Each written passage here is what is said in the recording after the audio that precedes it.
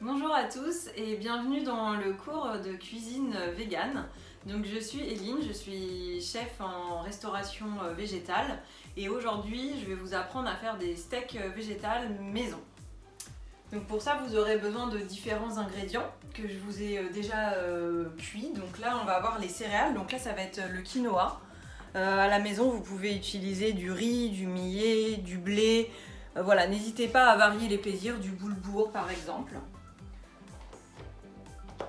Il y a des légumineuses, donc les légumineuses, ça peut être des lentilles, ça peut être des pois chiches, ça peut être des haricots rouges, des pois cassés, éventuellement des petits pois.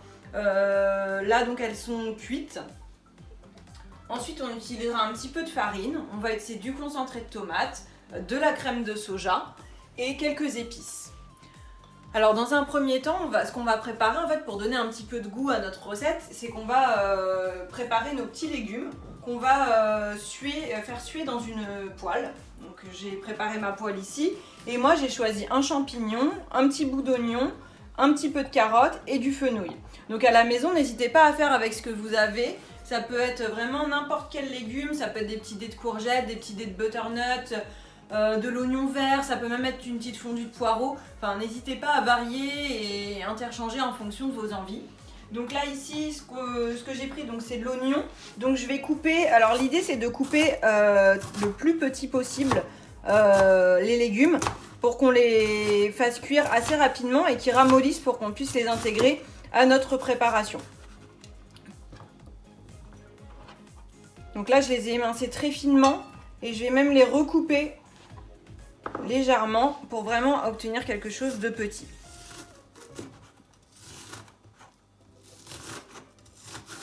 Ça, c'est pour pas qu'on ait trop le goût après prédominant d'un légume, parce que les légumes, ça va seulement être, on va dire, notre garniture aromatique. Le but n'étant pas de faire un steak 100% légumes, mais d'insérer quand même des légumes pour donner du goût et aussi pour des raisons nutritionnelles. Voilà, donc l'idée, c'est de faire quelque chose de petit. Voilà, donc je mets de côté l'oignon et je vais passer à la carotte. Donc la carotte, en fait, donc là j'ai pris qu'une demi-carotte, donc je ne l'ai pas épluchée parce que j'ai pris uniquement des légumes bio. Donc on essaie aussi de travailler le maximum possible avec des produits bruts en fait, qui n'ont pas été transformés. D'où l'idée de faire ces steaks maison également. On peut acheter des steaks tout prêts dans des barquettes. Et également, donc là on est sur un produit bio, de saison, donc j'ai pas besoin de l'éplucher. Donc je l'ai bien lavé. Et ce que je vais faire, c'est que je vais couper une petite tranche de carotte afin de travailler sur une surface plane. Donc là, et quand je coupe, donc je vous ai pas bien montré sur l'oignon, mais sur la carotte, donc l'idée c'est vraiment d'avoir les doigts de cette façon, de sorte à ce que le couteau passe sur les doigts, mais ne coupe pas les ongles, les doigts, d'avoir les ongles assez courts et de bien caler son pouce derrière. Donc ça évite de se couper le pouce s'il traîne un petit peu là, de cette façon, sur le devant. Donc dans l'idée, là on va faire des lamelles assez fines, parce que encore une fois, ce qu'on veut c'est que ça cuise assez vite. Quand je ne peux plus, je continue de la sorte. Voilà, et ensuite je viens récupérer mes petits bâtonnets. Et voilà, et donc là on a vraiment ce qu'on appelle une brunoise en cuisine. Alors dans l'idée, je vais également couper un petit peu de fenouil. Je vous laisse le champignon pour après, je vous expliquerai pourquoi. Donc là le fenouil va donner du goût. Donc ce que je vais faire, c'est que je vais couper des petites lamelles de la même façon.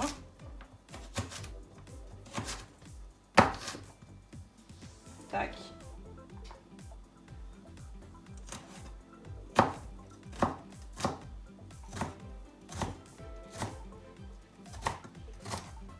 Voilà, donc on coupe nos légumes de la même taille en petits carrés. Voilà. Donc là j'ai une petite garniture et là je vais chauffer ma poêle. Donc je vais allumer mon feu assez vif pour qu'elle chauffe. J'espère qu'à la maison vous êtes en train de faire également la recette. Donc je mets une bonne cuillère à soupe d'huile d'olive.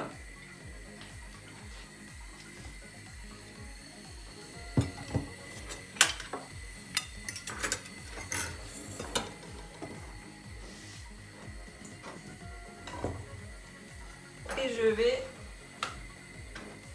Là, ma poêle commence à être chaude. Et je vais glisser ma petite garniture dans la poêle. Voilà. Je vais laisser colorer un tout petit peu. Et en fait, j'ai pas mis le champignon tout de suite parce qu'il va rendre beaucoup d'eau. Donc là, pour donner une petite coloration à mes légumes, je vais les laisser en premier. Donc là, j'ai mis les oignons, les carottes et les petits dés de fenouil. Et en attendant, je vais couper mon champignon. Donc le champignon, on va enlever le pied. Donc pareil, je l'ai juste passé à l'eau. Un petit peu de peau qui est partie. Voilà. Et on va couper. Donc le pied se mange, hein. On l'a lavé, il n'y a aucun souci. On va couper le champignon en deux. On se met encore une fois sur une surface plate. Et on va détailler des petits bouts. Voilà, sachant que ça va beaucoup réduire le champignon. Tac.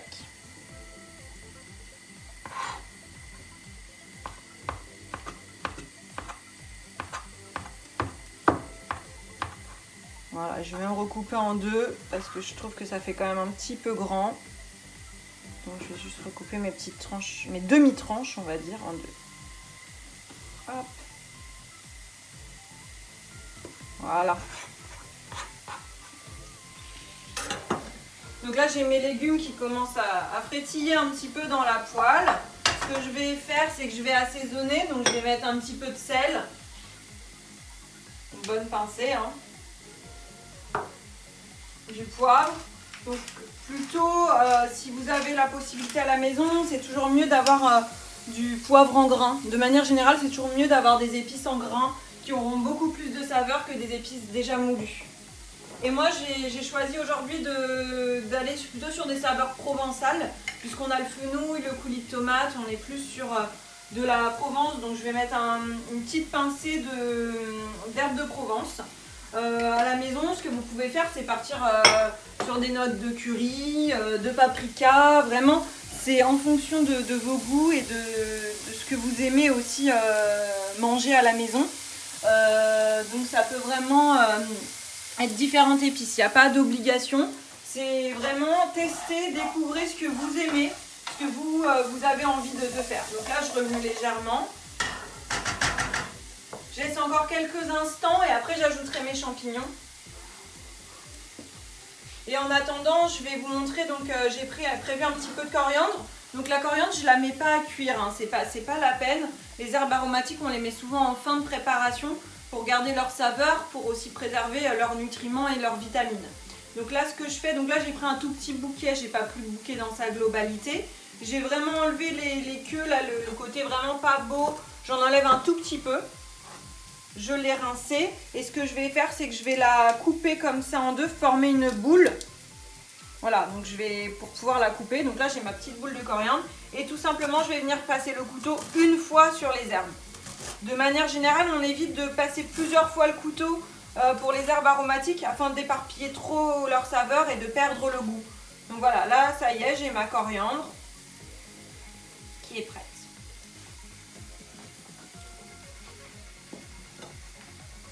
Je remue un petit peu mes légumes, hein, de temps en temps, je vérifie la cuisson.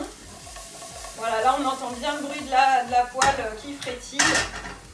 Et je vais pouvoir insérer mes champignons qui vont apporter un petit côté eau.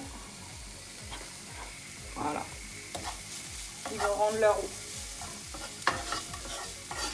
Voilà, je laisse cuire. Là c'est coupé petit, donc on va dire, je baisse un tout petit peu le feu, on va dire environ 5 minutes. Et ce que je vais faire en attendant, c'est que je vais préparer, donc là j'ai pris une plaque à débarrasser, c'est plus facile si vous avez quelque chose de plat, parce qu'on va légèrement écraser les céréales et les légumineuses.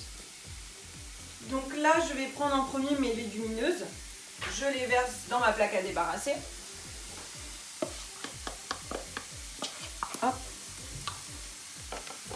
Et je vais les écraser à la fourchette. Voilà, le but c'est de les casser un petit peu, de créer un petit peu comme une, on va dire une purée, mais c'est pas grave s'il reste des petits bouts, hein. Il n'y a aucun souci. À la maison, si vous le désirez, vous pouvez utiliser un robot. Donc là c'est une petite quantité, donc on va faire ça à la main, hein, ça va très bien à la fourchette, un petit peu les bras. Mais à la maison, si vous voulez mettre dans un robot, il n'y a aucun souci. Donc pour la cuisson des légumineuses, alors idéalement, pour faire un petit point cuisson, l'idéal c'est de les faire tremper la veille, déjà entre 12 et 24 heures. Et ensuite de les faire cuire dans une eau, donc de partir à froid et de ne pas saler l'eau. Parce que le sel va ralentir la cuisson des légumineuses, donc on les sale plutôt en fin de cuisson.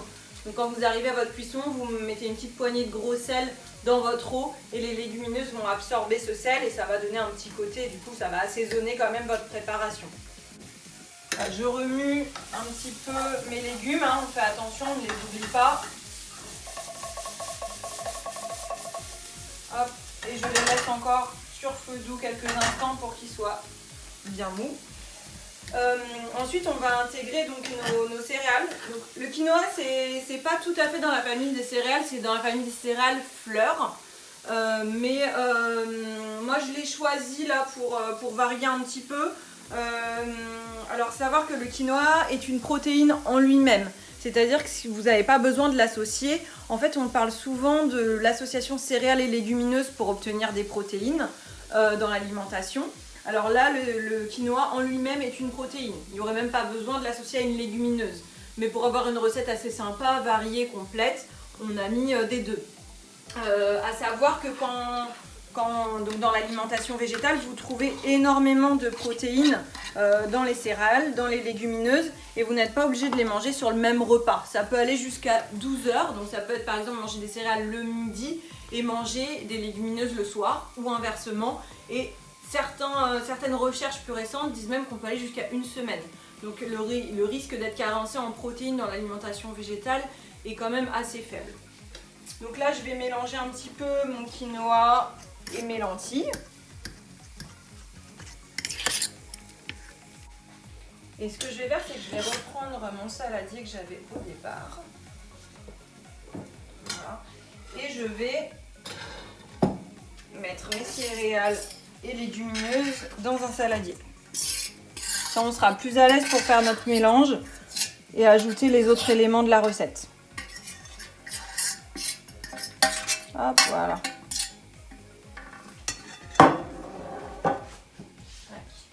Là, mes légumes vont bientôt être cuits, hein. Vous le voyez, ils sont bien dorés. Ils sont dorés, ils sont beaucoup moins fermes. Ils ont rendu leur eau. Donc ce que je vais faire, c'est que je vais arrêter mon feu et je vais mettre mes légumes dans ma préparation.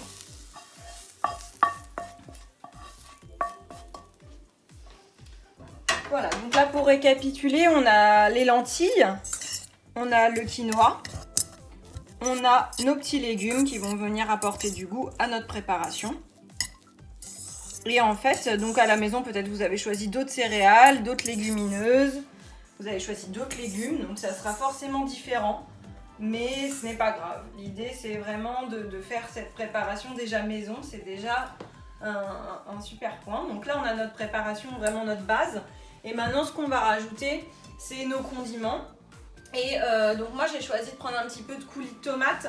Là, on n'avait plus de betterave, donc vous faites avec ce que vous pouvez à la maison. Si vous n'avez pas de coulis de tomates, pas de betterave, c'est pas grave non plus.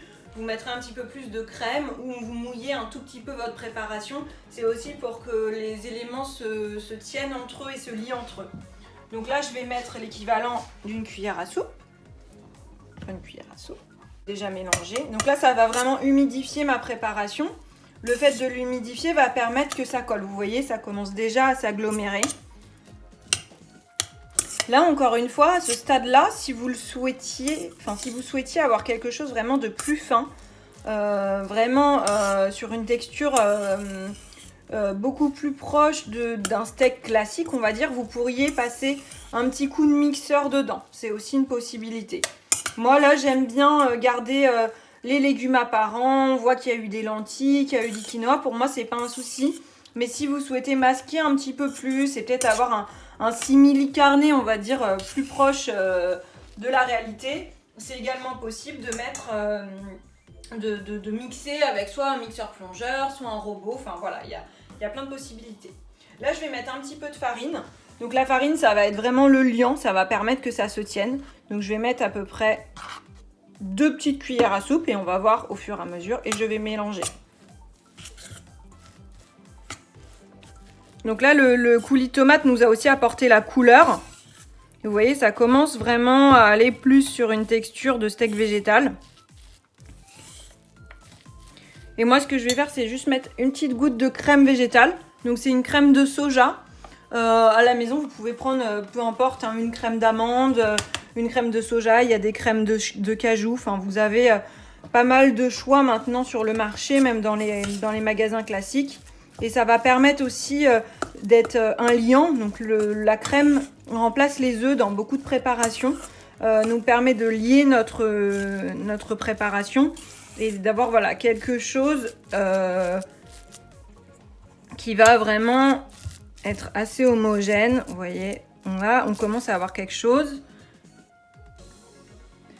Donc là, je vais rajouter ma coriandre ici.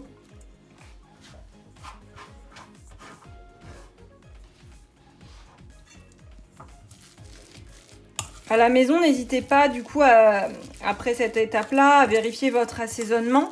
Là, j'avais mis du sel et du poivre dans les légumes, dans les céréales et les légumineuses également. Donc, normalement, c'est assaisonné, mais n'hésitez pas à faire à vos goûts, même si vous avez à insérer des épices. Alors, les épices, c'est toujours mieux de les mettre en début de cuisson, hein, toujours plutôt quand on fait revenir les légumes.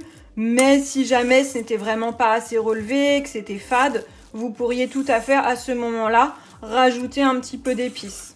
Un petit peu de sel, un petit peu de poivre. N'hésitez pas. Donc là, j'ai ma pâte qui est prête. Ce que je vais faire, c'est que je vais mettre une poêle à chauffer.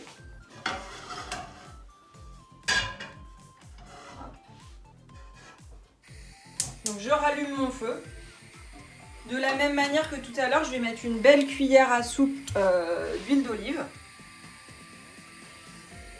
L'idée est de parcourir vraiment toute la poêle, d'avoir un fond de poêle, excusez-moi pour le bruit, d'avoir un fond d'huile d'olive sur la poêle.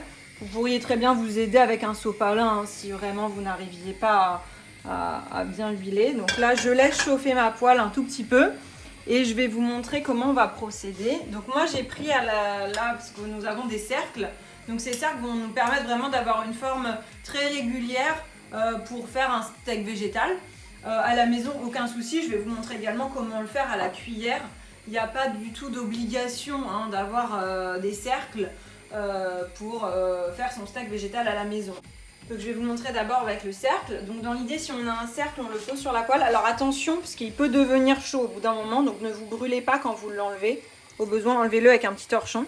Donc je dépose une belle cuillère à soupe. Je rajoute un petit peu, ça manque un peu, c'est une cuillère à soupe et demie, on va dire, par steak. Et donc là, j'appuie sur ma préparation pour avoir vraiment quelque chose de lisse, de régulier. Voilà, donc j'appuie. Donc là, la poêle est chaude hein, parce qu'on entend le frétillement. Je ne sais pas si vous l'entendez, vous, à la maison. Voilà. Et là, du coup, j'ai une belle forme de steak végétal. Je peux le laisser comme ça quelques instants. Ça va prendre un tout petit peu. Et je vais en faire un deuxième. Et ensuite, je vous montrerai comment faire à la maison sans le cercle. Donc là, comme ça, on aura deux formes différentes. Celui-là est un petit peu moins pratique. Hein. Avec un rebord, c'est un petit peu plus facile. Mais comme je voulais à peu près la taille d'un steak classique, voilà, j'avais ces deux-là qui convenaient plutôt bien. Voilà, je fais un petit peu. Et à la maison, tout simplement. Donc là, la quantité que vous avez, c'est pour faire à peu près 4 steaks. Hein. Là, vous voyez, il me reste à peu près pour 2. Ça fait entre 4 et peut-être un petit cinquième. Donc, si vous n'avez pas de petits cercles à la maison, tout simplement, vous venez déposer une belle cuillère à soupe de la préparation et vous l'aplatissez avec une fourchette. Ça va donner exactement le même résultat. Ça sera juste un petit peu moins régulier, mais ça fera tout à fait l'affaire. Ça sera vraiment joli également, ne vous inquiétez pas. Voilà. Donc là, je vais le laisser comme ça. Et ce que je vais faire, c'est que je vais retirer mes cercles. Alors attention, si vous utilisez les cercles, à ce moment-là, ils vont être un petit peu chauds. Voilà.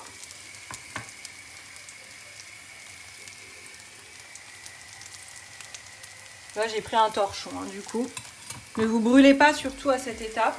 Et là, on va vraiment attendre. Donc, il va falloir attendre bien 5 bonnes minutes avant de le retourner pour que les éléments s'agglomèrent bien entre eux. Si je le retourne trop vite, il risque de complètement s'écraser, mon steak végétal. Donc là, on va attendre un petit peu. On va les laisser bien dorés sur chaque face. Et voilà, je vais vous montrer la cuisson des steaks. Donc là, je sens que je peux le retourner. Et donc, je vais le retourner. Et regardez cette belle dorure. Donc l'idée, c'est vraiment d'avoir ça des deux côtés. Regardez la différence, peut-être, vous voyez la différence entre les deux. Et là, tout de suite, ça fait quelque chose de très gourmand, qui est agréable et qui va un petit peu croustiller en bouche. Je vais retourner les autres. Voilà, même principe. On les retourne délicatement. Alors celui-ci, c'est celui que j'ai mis en... C'est joli, c'est gourmand. Voilà.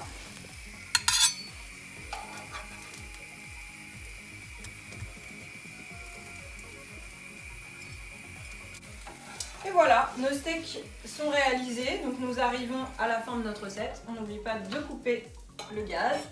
Et j'espère que cette recette vous a plu, que vous avez passé un bon moment. J'espère aussi que vous allez surtout la refaire à la maison, vous amuser à découvrir plein de saveurs différentes et que voilà, vous pourrez régaler votre famille et vos amis avec cette recette.